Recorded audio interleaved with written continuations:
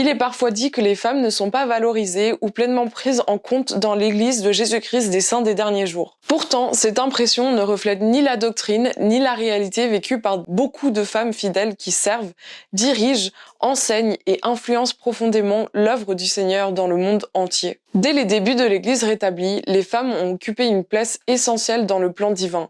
Le Seigneur a révélé l'organisation de la Société de secours, l'une des plus grandes organisations féminines au monde, non pas comme une structure auxiliaire de second plan, mais comme une partie intégrante de son œuvre. Emma Smith fut appelée comme femme élue dans une révélation. Ce n'est pas anodin.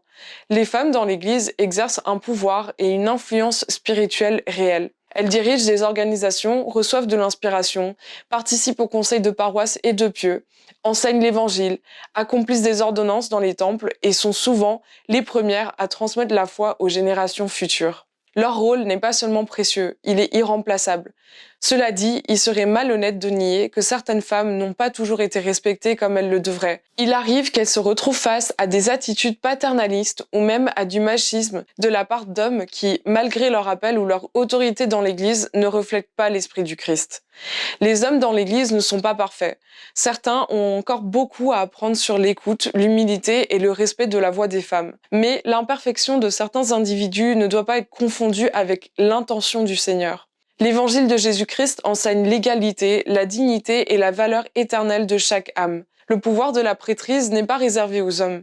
Il est destiné à bénir tout le peuple de Dieu. Le président M. Russell Ballard a enseigné que les femmes qui œuvrent dans leurs appels le font avec l'autorité de la prêtrise. Les enseignements de l'Église sont clairs.